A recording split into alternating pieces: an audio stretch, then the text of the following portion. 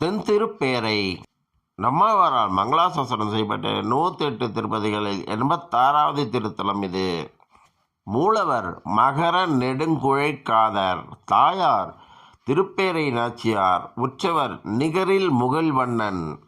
கிழக்கு நோக்கி வீற்றிருந்த திருக்கோலம், பத்திர விமானம், சுக்கிர புஷ்கரணி, சங்கதீர்த்தம்.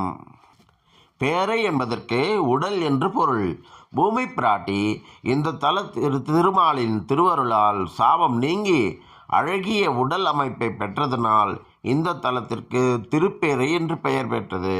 சோழ நாட்டில் திருப்பேர் நகர் என்ற திவ்ய தேசம் ஒன்று இருப்பதால் இந்த தலமானது தென் திருப்பேரை என்று அழைக்கப்பட்டு வருகிறது. ஒருமுறை பூமி பிராட்டி துர்வாச முனிவரின் சாபத்திற்கு ஆளாகி அழகை இழந்து கரிய அலங்கோலமான உருவை அடைந்தாள். அதனால் தன் பிழையை மன்னித்து சாப விமோசனம் அளிக்கும்படி வேண்டினாள்.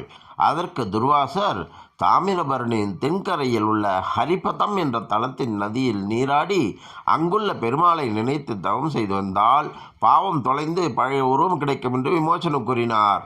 பூமி பிராட்டியும் அவ்வண்ணமே பங்குனி மாதம் பௌர்ணமியில் ஹரிபதம் தலத்தின் நதியில் நீராடி அஷ்டாட்சர மந்திரத்தை உச்சரித்தவாறு தண்ணீரை எடுத்தாள். அப்போது தண்ணீரில் விலை மதிக்க முடியாத அழகு வாய்ந்த மகர குண்டலங்கள் 2 அவள் கையில் சிக்கியது. திருக்குளத்தில் தோன்றியதால் சற்றும் தாமதிக்காது இந்த தல பெருமாளுக்கே அந்த மகர குண்டலங்களை சமர்ப்பித்தாள். அந்த 2 குண்டலங்களையும் காதில் அணிந்து கொள்ளும்படி மனமுருகி பிரார்த்தனை செய்தாள். அவள் பக்திக்கு மனமிறங்கிய பெருமாள் மகர குண்டலங்களை தனது திருக்காதில் அணிந்து கொண்டதனால் மகர நெடுங்குழைக்காதர் பெருமாள் என்று திருநாமம் பெற்றார்.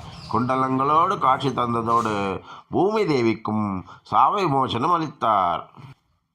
திருமால் அவதரித்துள்ள எல்லா திருக்கோயில்களிலும் அவருடைய வாகனமான கருடாழ்வார் மூலவர் சன்னதிக்கு நேர் எதிரில்தான் எழுந்தருளியிருப்பார். ஆனால் இந்த தென் திருப்பேரை திருத்தலத்தில் மட்டும் முற்றிலும் புதுமையாய் இடது பக்கமாக, அதாவது ஆழ்வார்களின் பக்கம் ஒதுங்கி நின்று சேவை சாதிக்கிறார்.